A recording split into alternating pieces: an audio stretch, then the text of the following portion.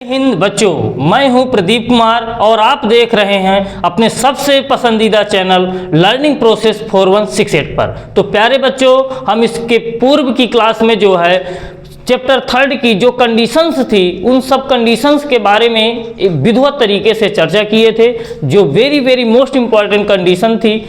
आज उन्हीं से संबंधित हम क्वेश्चनों को करने वाले हैं जो बहुत ही इम्पॉर्टेंट क्वेश्चन है। तो प्यारे बच्चों, हमारा एक बार सबसे पहले आप लोग इन तीनों कंडीशनों को देख लीजिए। हम वैसे भी करवा चुके हैं, लेकिन अगर कोई बच्चा उस वीडियो को नहीं देखा है तो हमारे YouTube चैनल पर जा करके अपने जो भी ये कंडीशन है इनके बारे में अच्छी तरीके से जानकारी एक बार देख लीजिए।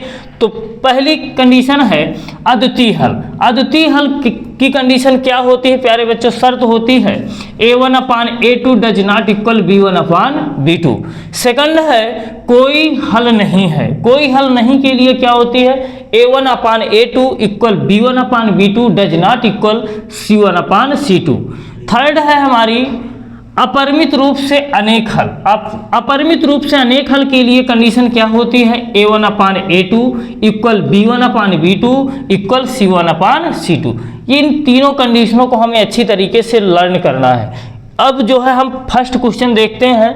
क्या कह रहा है? के किस मान के लिए समीकरण 3x y -5 = 0 तथा 6x - 2i - k = 0 का कोई हल नहीं है। तो हमें के का मान बताना है। ऐसा कौन सा मान है जिस मान को हम अगर इन रैखिक समीकरणों पर रख दें तो हमारा क्या ये बन जाए? कोई हल नहीं की कंडीशन हमारी फॉलो हो जाए। तो प्यारे बच्चों, हम स्टार्ट करते हैं question number first. Question first है सॉल्यूशन। इसका हल देखते हैं क्वेश्चन नंबर फर्स्ट का। तो सबसे पहले क्या करना होता है? हमें तुलना कराना होता है। व्यापक जो समीकरण है उनसे तुलना कराएंगे। तो यहाँ पे लिखेंगे व्यापक रैखिक समीकरण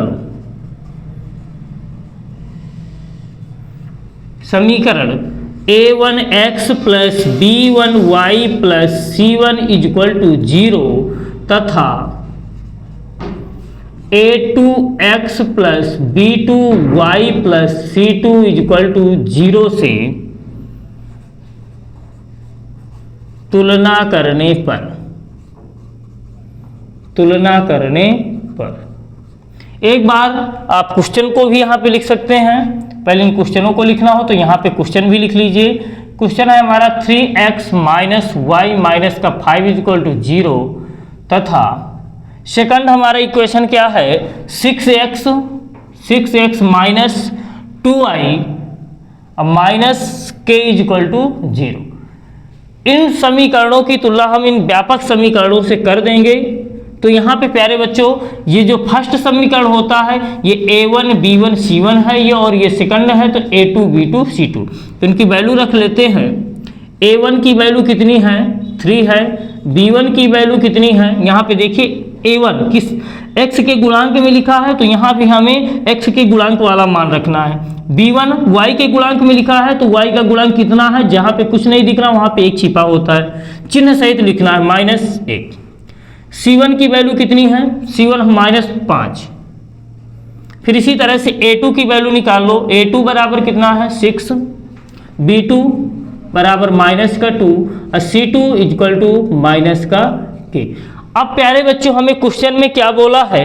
के किस मान के लिए? के का मान हमें बताना है कि कोई हल नहीं है। इन रैखिक समीकरणों का कोई हल नहीं होगा। ऐसा कौन सा मान होगा जो के का कि ये दोनों रैखिक समीकरण कैसे हो जाए? कोई भी हल नहीं।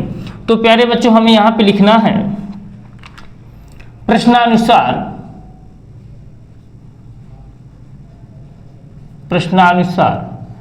प्रश्नानुसार अकॉर्डिंग टू क्वेश्चन क्या बोला है? कर कोई हल नहीं।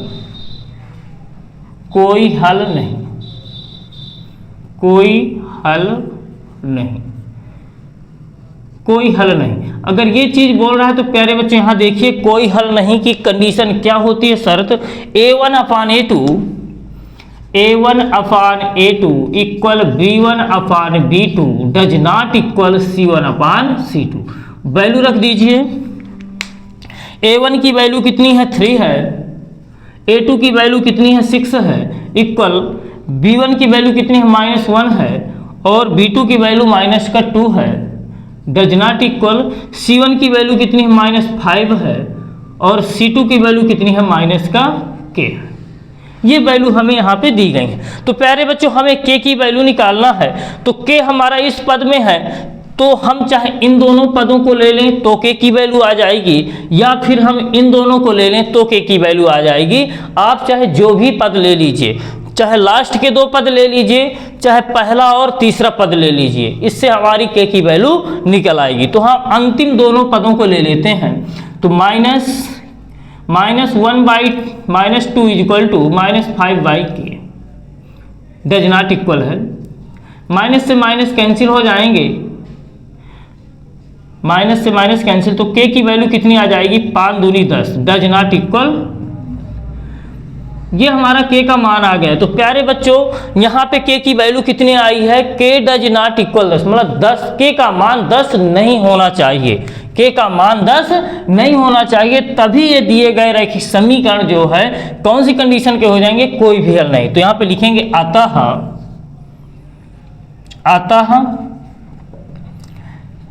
k डज नॉट इक्वल 10 के लिए, अतः k डज नॉट इक्वल 10 के लिए दिए गए रैखिक समीकरण, दिए गए रैखिक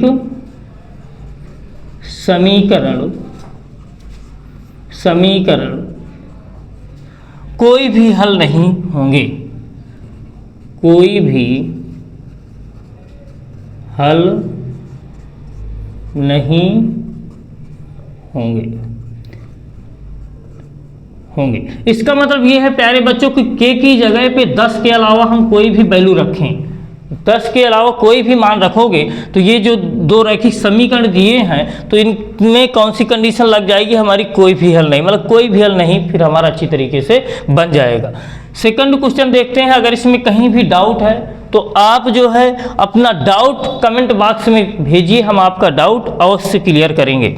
सेकंड क्वेश्चन क्या है, यदि a plus b into x minus a minus b minus 3 into y is equal to 4a plus b तथा 2x minus 3y is equal to 7, तो समपाती रेखाओं को निरूपित करें, a और b में संबंध होगा। हमें a और b का में संबंध हमें बताना है। अपरिमित रूप से अनेक हल को ही प्यारे बच्चों क्या बोल देते हैं, समपाती रेखाओं की कंडीशन हो जाती है।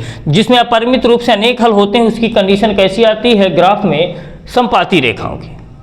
तो यहाँ पे अगर लिखना हो तो यहाँ पे ये भी लिख सकते हो समपाती।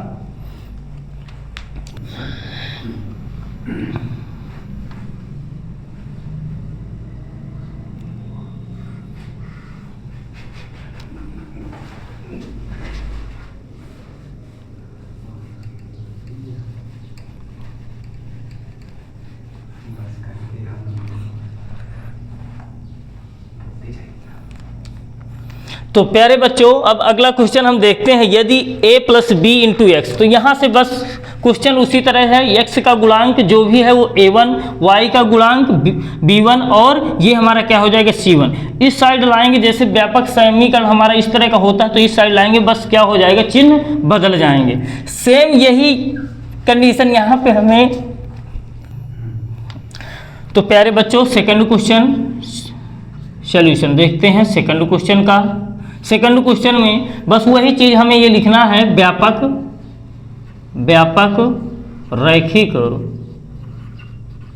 रैखिक समीकरणों,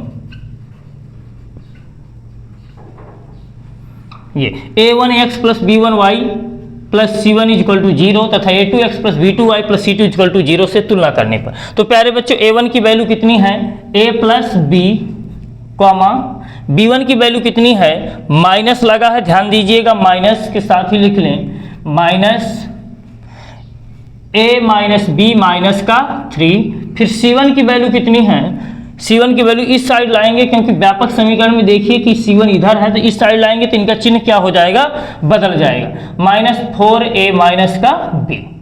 फिर इसी तरह से A2 की वैल्यू देखें, A2 कितना है 2 है, अब B2 का मान कितना है -3 है, और C2 की वैल्यू कितनी है, इस साइड लाएंगे -7 हो जाएगा। अब अकॉर्डिंग टू क्वेश्चन में क्या बोला है, कह रहे समपाती रेखाओं को निरूपित करें। समपाती रेखाओं को निरूपित करने के लिए प्यारे बच्चों अपरिमित रूप से अनेक हल, यही कंडीशन होती है। तो चूंकि समपाती रेखाओं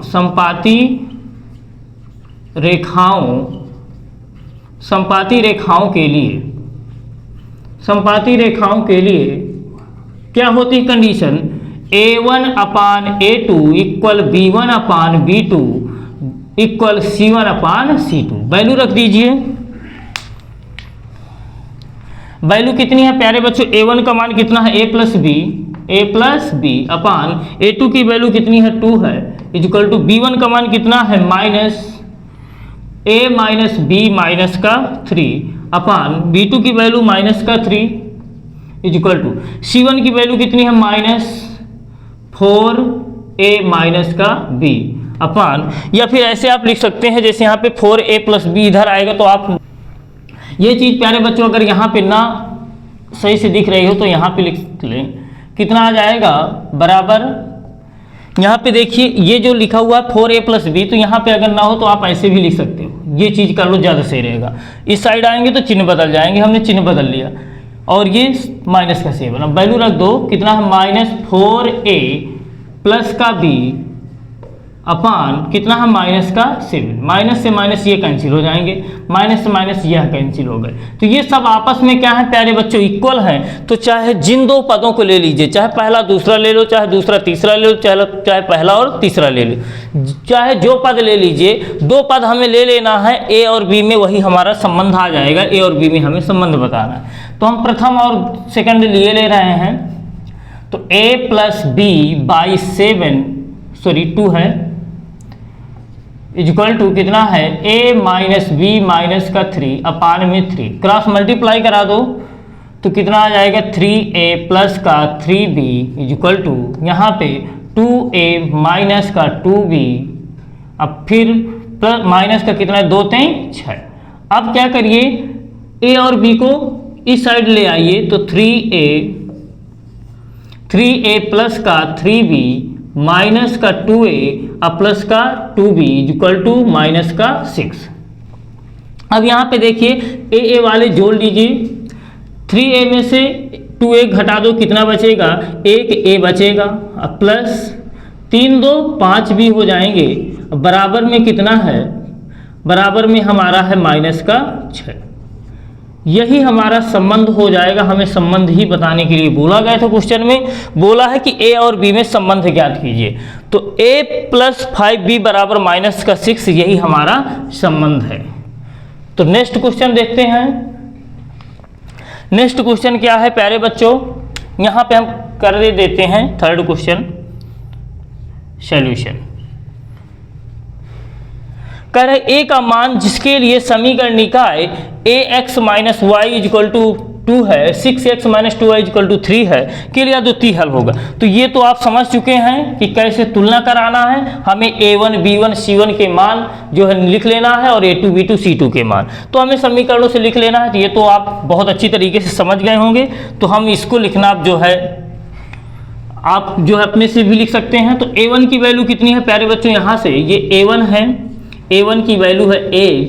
अब B1 की वैल्यू कितनी है -1 और C1 की वैल्यू कितनी है, इस साइड लाएंगे -2। ये तो आप समझ गए होंगे कि हमारा जो व्यापक रैखिक समीकरण ये इस रूप का होता है, उसी रूप का बना करके हमें A1 B1 C1 के मान रख लिए। इसी तरह सेकंड समीकरण से A2 का मान 6 है, B2 का मान कितना है -2 है और C2 का मान कितना है -3 है। अब प्यारे बच्चों क्वेश्चन में क्या बोला है, तो लिखेंगे प्रश्नानुसार प्रश्न में क्या बोला है, कह रहा है अद्वितीय हल होगा। तो अद्वितीय हल के लिए कंडीशन क्या होती है, अद्वितीय